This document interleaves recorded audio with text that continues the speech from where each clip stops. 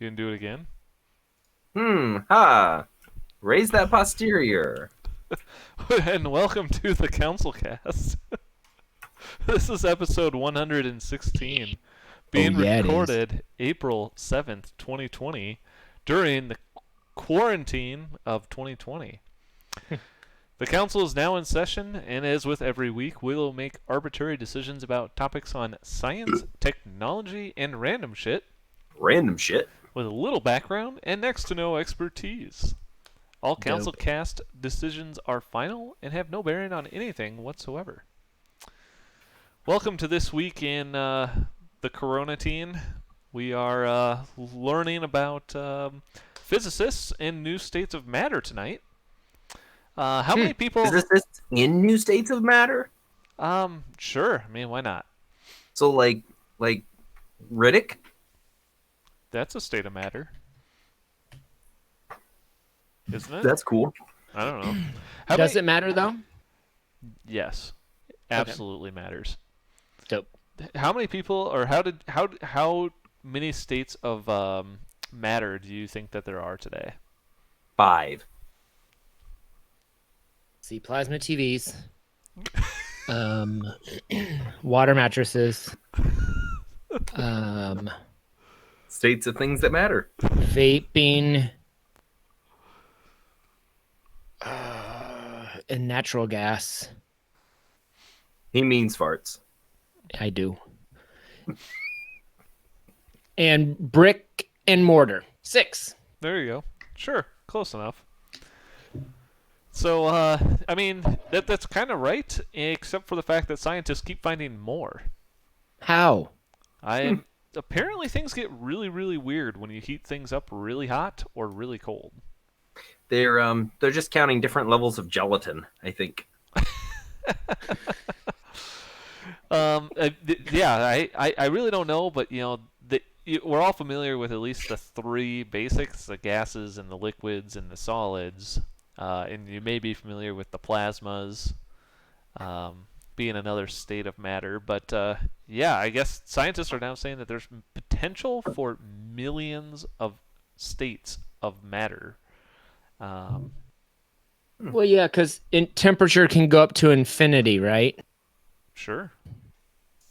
So they're in This Buckaroo is just going to Banzai. make high school science tests that much harder.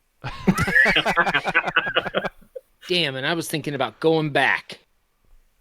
And I want to now if it's going to be harder. It's like in a video game when you want to get a better score on your GED. There you go. So, I mean, from the sounds of it, it's really a definition of how do you define a state of matter, and it kind of sounds like physicists are now looking at matter, basically being the way that atoms or particles are being ordered.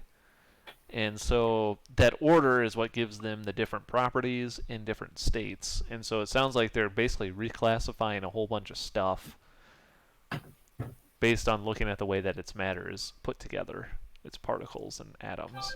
So they're saying, like, the example here is they talk about magnets, like a fridge magnet. Like, fridge magnets could be in a million different ways by the way that the particles are organized to create a magnetic field.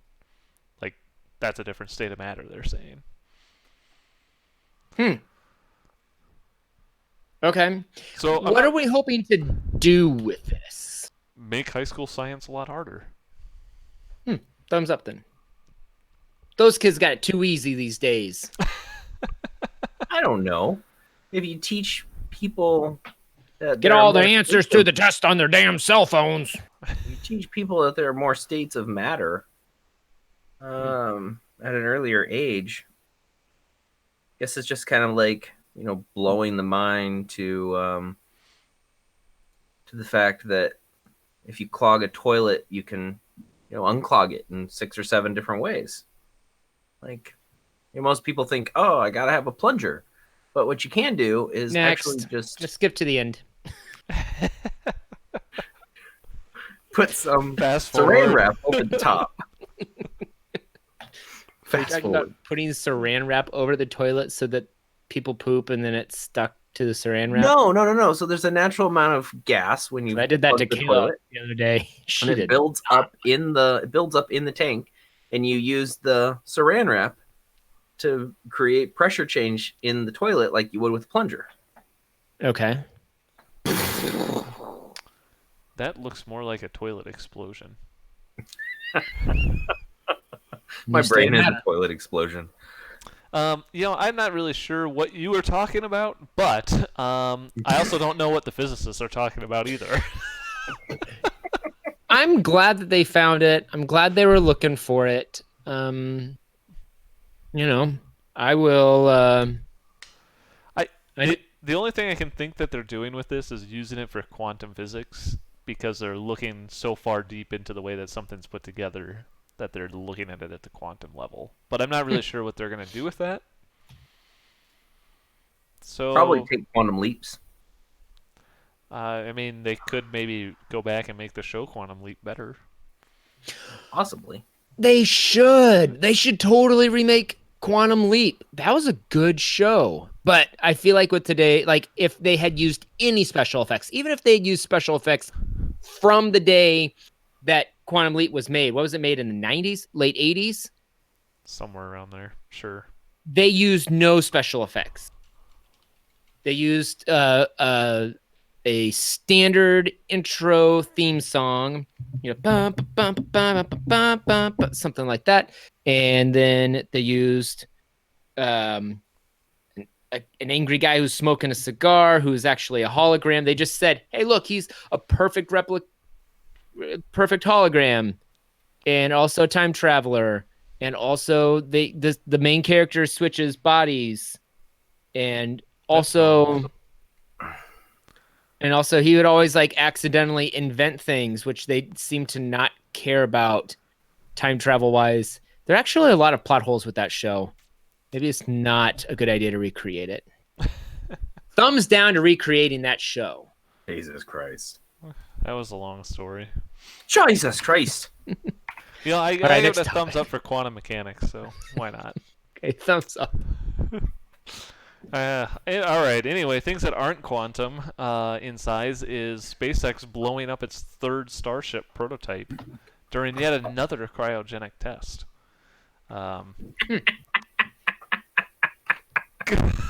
That was disturbing. Oh my God. So There late were last people on this one, were there? no, Okay, they didn't good. actually launch it. This was just a test. Yeah.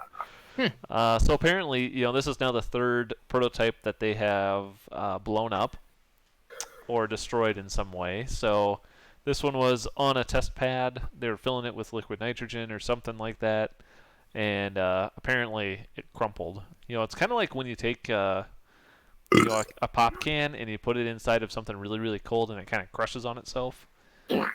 I kind of imagine that's what happened here. Have you seen them do it with a 55-gallon drum? Yeah, same idea. There you go. Steel drum? It's amazing when they do it with a steel drum, though. Well, they just did this as a part of a spaceship. Now my mind is blown. At some point, they're going to have to lean away from the whole magic school bus principle of make mistakes, get messy, and learn something. We can only learn so much from blowing up millions of dollars of technology. I think that they're getting close to that point, being really the fourth rocket that they blew up. Because it was Starship Mark 1, and then they started serial number 1, 2, and 3, and this was the third one, so the serial number 3. The impressive thing, though, is that they are doing these incredibly fast. Like, apparently this... Yeah, they are. The one they blew up, the construction of it began in March. And so in less than 60 days, these guys put together at least the bare bones of what this rocket looks like, and enough to be able to do some pressure testing. And they're doing it all while working from home. That's the insane part.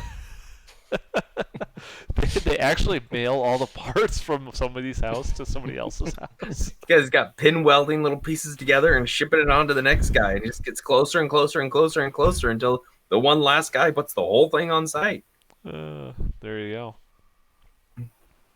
But yeah, I don't know. I think Elon Musk probably had. I think after serial number 2 failed, Elon Musk told all of his engineers that you got to treat the next one like it's their baby. And I'm not sure anybody would treat their baby like this rocket. Whoa! It just imploded. Wow. So I think he may need to use a different either that or I'm very concerned about what these people do with their babies. Were they specifically trying to destroy it? No, this was not supposed to happen at all. Oh dear Lord, that did just go right in on itself, didn't it? It seems. Here's. This is obviously a stupid question. But I did not go to rocket school. I went to a school that likes rockets, but I did not actually partake in the classes necessary to rocketize things. Why is it so damn hard to make a rocket? They make airplanes You all seen the that time. movie Rocket Boy, ain't you? They make airplanes. They've made airplanes for years. Is the concept that much different from an airplane? Oh, definitely. Gotta Tell go me more. way faster Because to escape the gravity of Earth. you're telling me an airplane could not just like Nope. because it would like gravity would just like catch it and throw it back in or what? I don't understand. Do I not understand gravity well enough to understand I'm not rocket sure, ships? I'm not sure you understand gravity. No, it's like you have to move so fast that you have to get outside of the fall of gravity. So imagine if you're throwing your baseball and you just throw Okay. it straight out in front of you, gravity pulls it down to the ground. So Well, yeah. yep. So in order for it to not hit the ground, you essentially have to travel fast enough that the ground is constantly falling away from the baseball. So essentially, when you're in orbit, you are actually constantly falling towards Earth, but you never catch up to the ground. 1,000 feet per minute.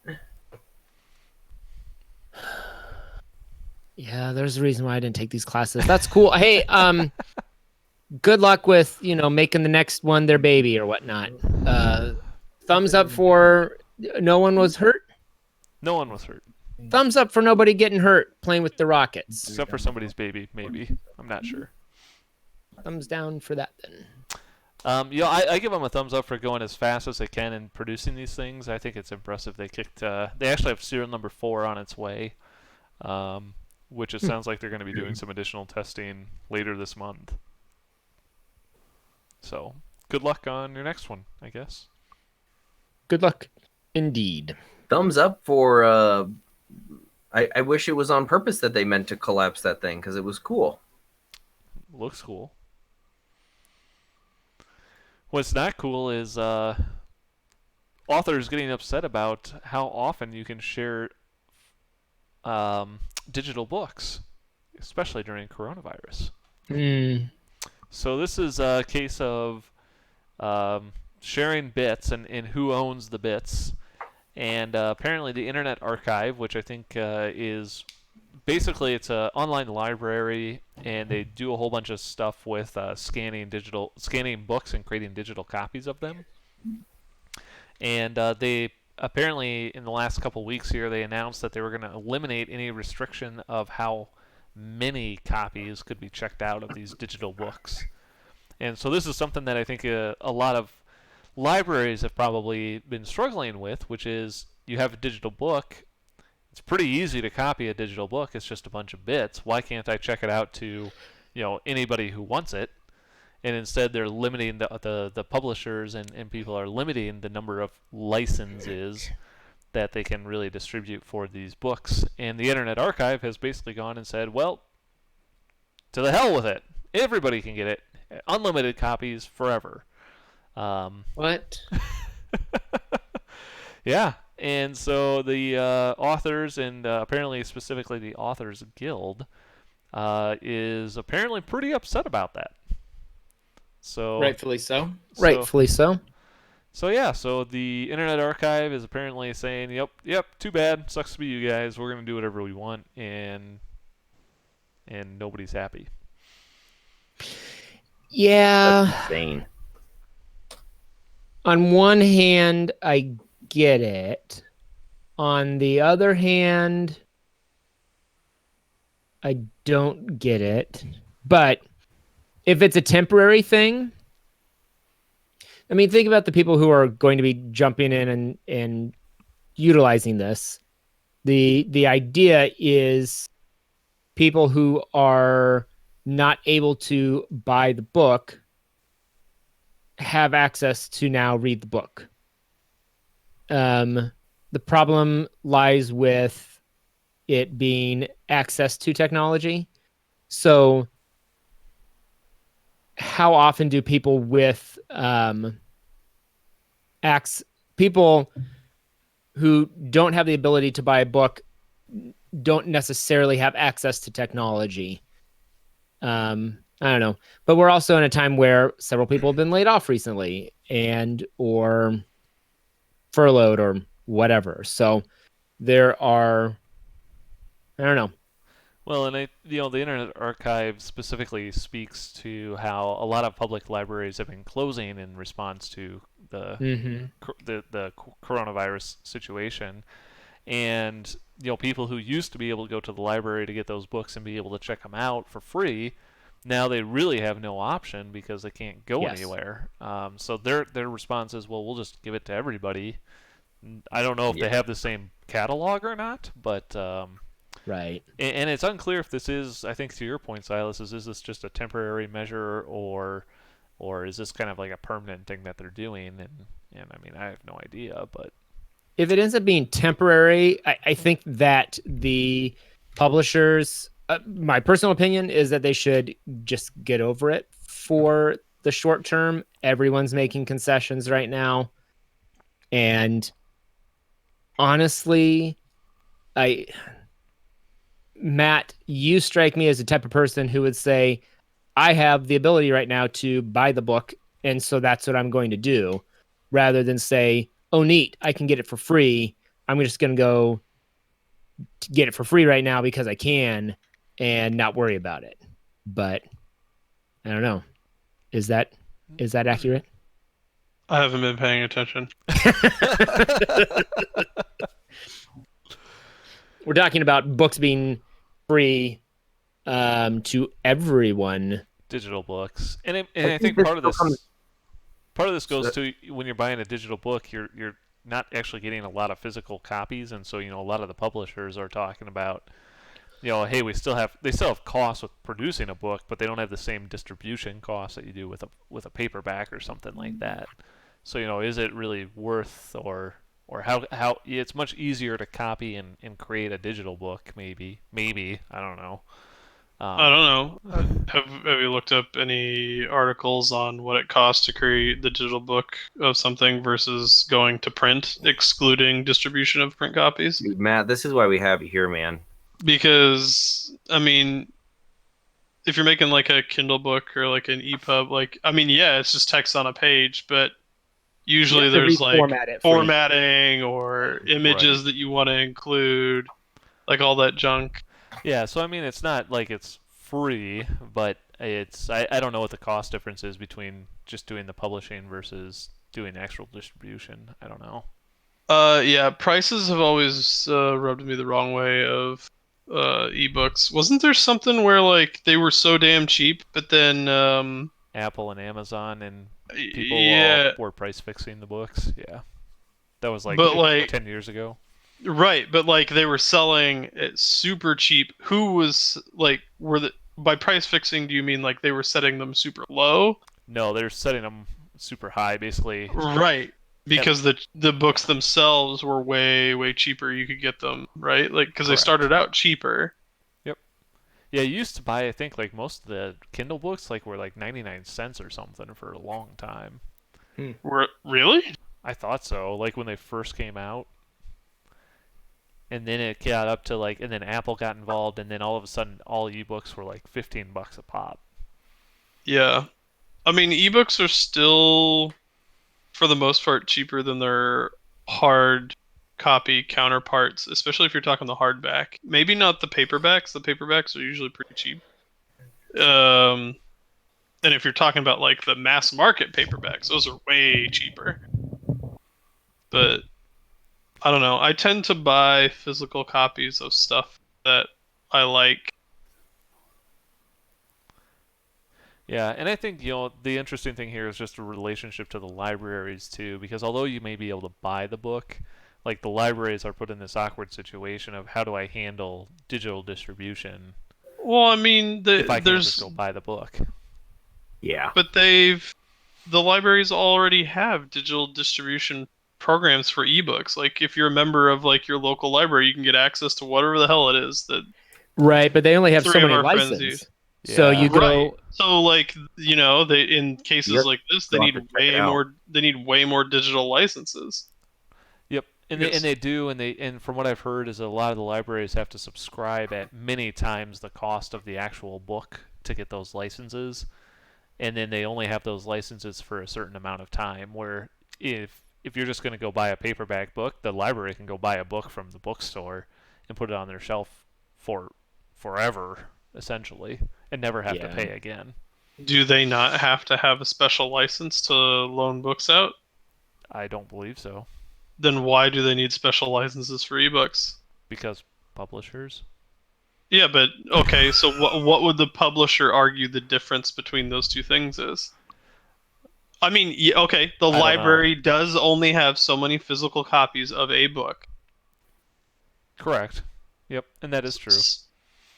So it's not like everybody can go to the Des Moines Public Library, all people of Des Moines, and check out Harry Potter. Like they don't have that many copies.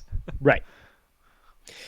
I think that a better middle, like if they are making them pay for subscriptions that run out on a monthly basis, or you only have this book for 6 months and then you have to pay for it again.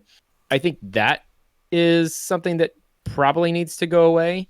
I think that they should be able to buy as many digital copies as they want, and then decide what they want to do with them. Check them out as I'll check it out. This one digital copy, it's gone. When it gets returned, then but then they haven't lost their digital copy. I don't lose my digital copy of basically anything. Why couldn't they just pay just in time based on checkouts? Like if I have access to this book, then why does it have to be a library buy 50 licenses of the newest Shades of Grey book instead of a library pay based on how many checkouts that got? Like, I guess I'm not a librarian. I'm not a librarian. I don't know how it works. I don't know how why that would be shittier. I would imagine if it's a really popular book, you're opening yourself up to a huge bill. Yeah. Yeah. But that's what I would need to know.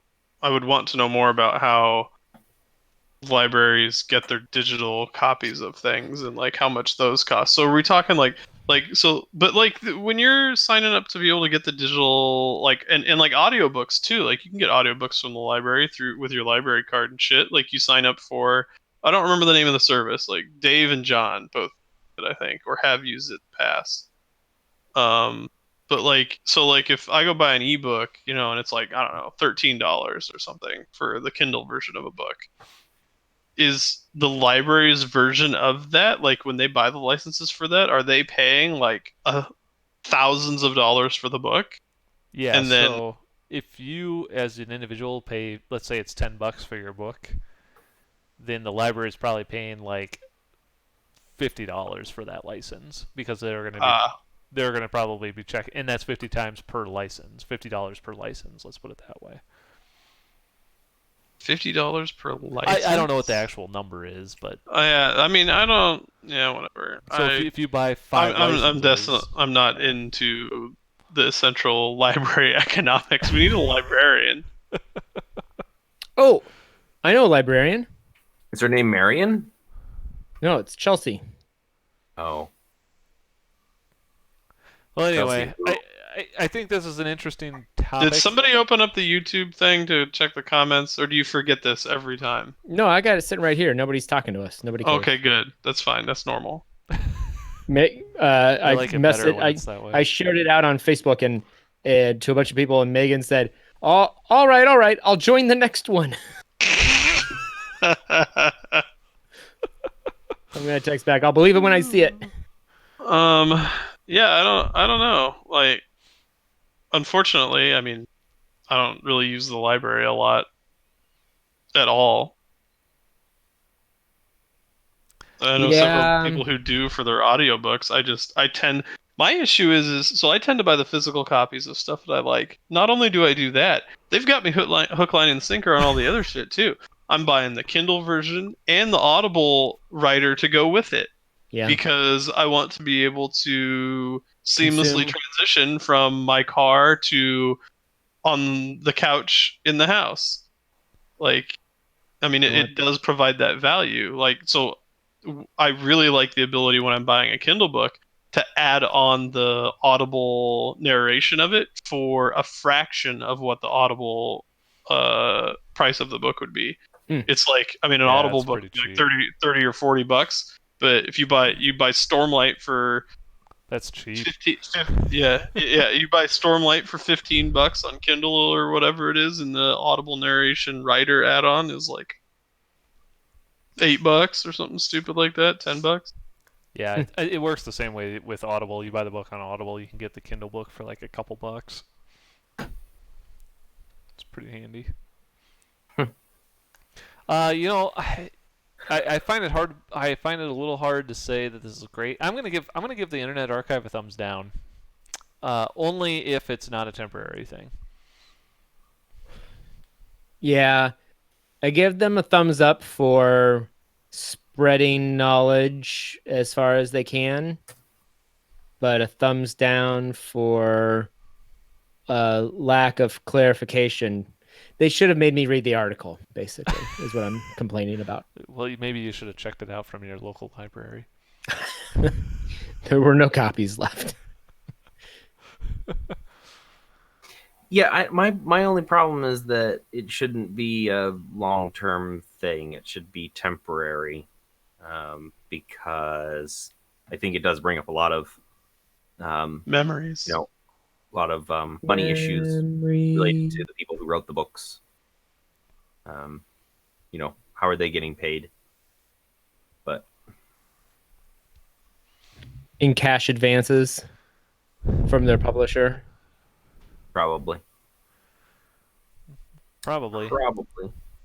Well, hopefully their authors are not storing their books on any HP Enterprise solid-state drives, because it's possible that their drive is going to get bricked after 40,000 hours. Oh my god. So, that's what made me just go, what? Yeah, HP Enterprise apparently sells SSDs, and apparently they just found out that there's there's a firmware bug that apparently will brick the SSD after exactly 40,000 hours after entering service. So that's pretty fantastic. Approximately 4 years, 206 days, and 16 hours. Well, 4 years. I mean, 4 years, 4.5 years. Yeah. So if you and if that does happen, there is no way for that data to be recovered. What? Yep. How? What is the nature of the bricking of it if it makes it so that no data can be recovered? It turns it into a brick.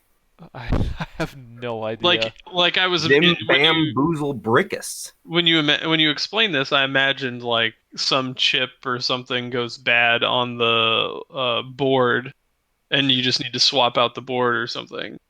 No. It programs. Think of it like a radial disc. It programs the arm to just bend itself into the disc and scratch the shit out of it. On an SSD? These are SSDs? Yeah, these are SSDs. I have no idea, because they actually have a fix for melting the inside of it. You can actually, and I can't imagine it's a hardware related thing, because they do have a firmware update that apparently fixes this issue. So how does it make it so that the data can't be read? I don't know. Yeah, that's weird.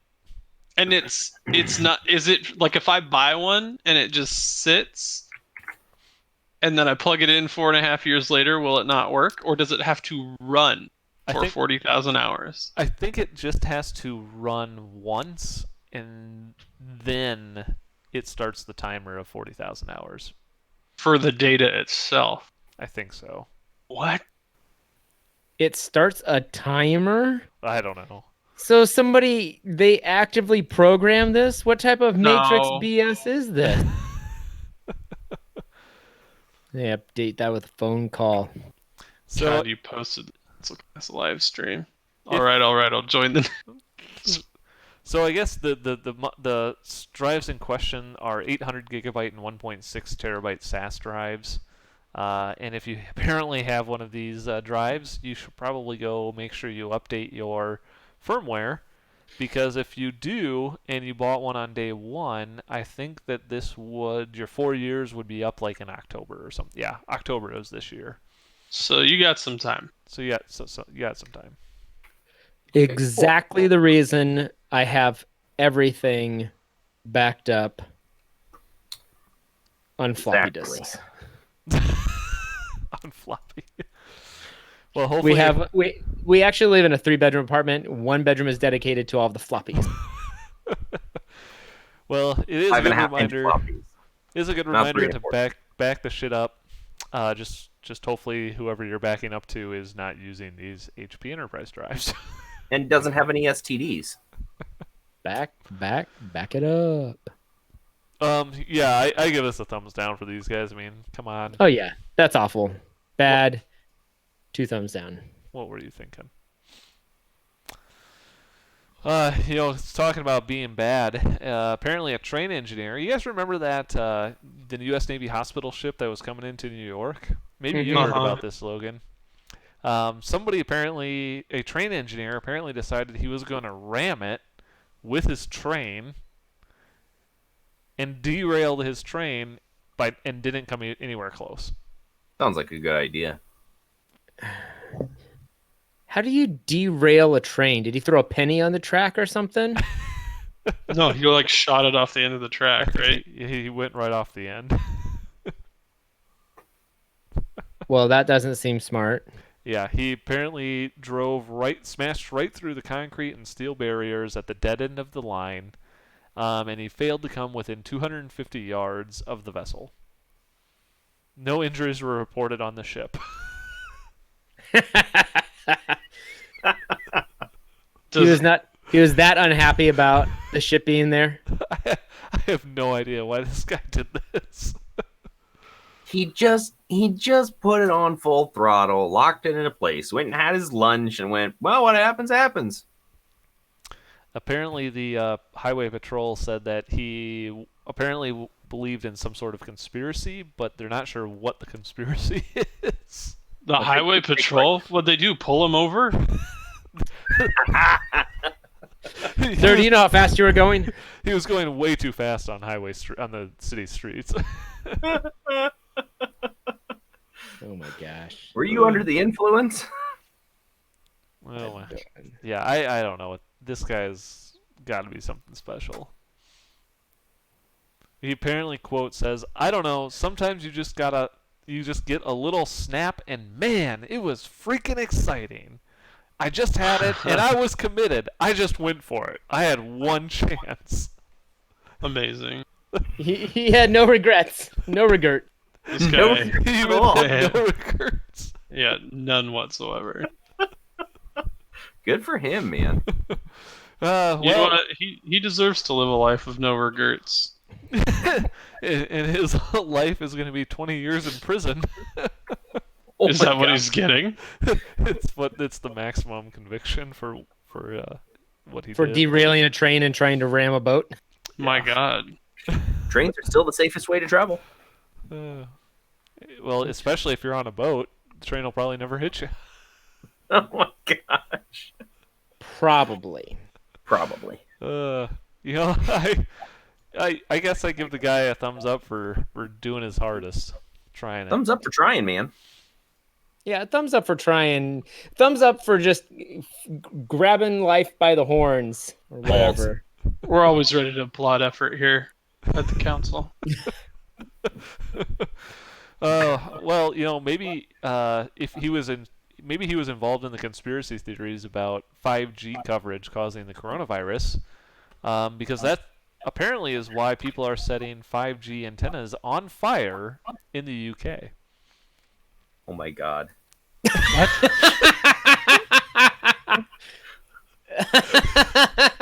So there apparently Thumbs up. What? there apparently have been a number of arson attacks on 5G antennas in the UK, because apparently people are believing that it is causing the coronavirus. How? It has gotten so bad that Little Britain. all of the cell carriers in the UK are saying, please stop doing this. Yeah. Well, yeah. Obviously. Oh my Please god. stop doing. Like that's their retort, huh? Pretty much. Okay.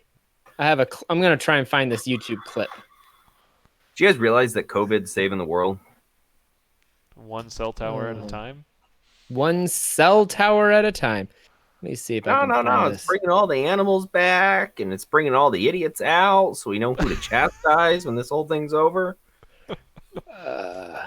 Did you guys ever watch? Speaking of bringing idiots out, did you guys ever watch that Mythic Quest show on Apple TV? Their streaming service. I did not watch that. Nope. Okay. No. Never mind then. Apparently, it wasn't that great a scene. There's this TV show called Gavin and Stacey in the UK. It's like 10 years old now. It was a much older show. It has James Corden in it, and there was a whole plot line about them protesting the cell phone tower that was being built outside their house. Oh man. Oh my god. Sounds about right. Not a good. It wasn't even 5G. It was just regular old cell phone reception. They didn't even want that. So Is this just like a UK thing to just hate on cell towers, or? Oh yeah, cell towers are the worst in the UK. Huh. That's why I never got reception when I was there. Because they're always on fire. Because they're always on fire. They're trying to make it out like this is big news, but they're finding new reasons every week to burn those things. So. I mean, this is just horrendously stupid. I don't know. I've given it a thumbs down for the carriers not putting better protection on the cell towers. Boring. No. Thumbs up for effort. I mean, those cell towers are in weird places. I give it a thumbs up just because it's anything that make me laugh that hard gets a thumbs up. So. Jesus Christ. Oh, it's amazing. Oh my god. All right. Well, I think we'll move on to our Elon Musk pitches for the week. Anybody want to go first? Otherwise, I got one. Go for it. All right. So we were talking about libraries a little bit earlier and digital sharing, and I came up with something that I think Elon Musk could probably do relatively easily. All he has to do is buy every Kindle ever made. Then I'm on board with you so far. Then he downloads an ebook to every single Kindle, and then he puts it in a library. And if you want to go check out the book, you go to the library and you check out a Kindle. Mind blown, dude. What's going to stop people from stealing those from the library and selling them? Nope, never mind. I'm thinking too hard. Thumbs up. I love this idea. Send it over to Muskie, baby. Doesn't matter. He'll figure out how to prevent that. Maybe something like it starts on fire. I don't know. I like it. It just collapses in on itself. Yeah, maybe it collapses in on itself. It destroys itself like his rocket ships. Just disappears into its own black hole. Yes, it destroys itself. Like they figured out how to destroy something like that. They just need to implement it in all of the Kindles they purchase. I like this idea. I like it a lot. I think it really work. I like it a lot. Cool. Mine is I think that he should create just a kit for making wine at home that he can sell online. Send it to everyone who needs more wine. That's it. Just want a simple at-home wine kit. Is there something special it does? How is it any different than the other wine kits I can buy? I want it to be able to make 90 proof, 100 proof wine. That's what I'm looking for. Makes 100 proof wine. All right, sweet. I don't want it to be vodka, or anything else like that. I want it to be a wine. All right, it's kind of like a fortified wine almost. I mean, sure, why not? The oxidized. What if he sent you a bottle? So the kit. What if he just sent you a bottle of wine and a bottle of Everclear, and he just told you to mix them together? If that's how easy it is, then send me the ingredients, Musk. Oh yeah. All right, Matt, what do you got?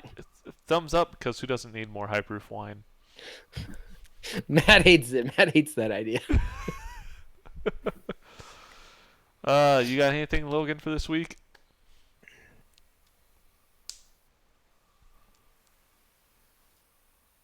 I don't know. I don't.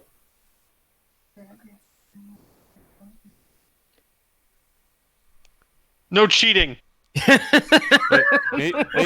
What was that recommendation? I think we could include it. What is it?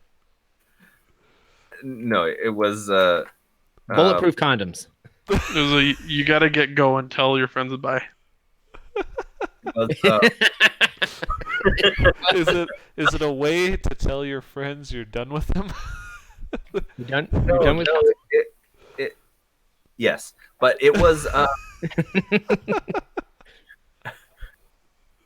It was about how to stop drag racing in front of your apartment with some kind of a tool. Oh, sure. Why not?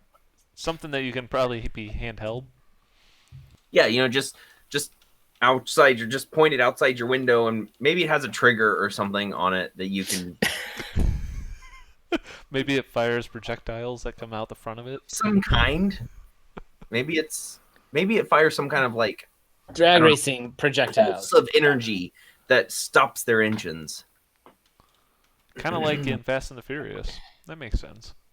Yeah, something like that. I mean, if it just blew out a tire or two, I mean, you might have to be real accurate, but if it just blew out a tire or two, that might work too. Yeah, but what if it was better if you didn't have to be accurate and you could just shoot it at the car in general and it figured out where to go?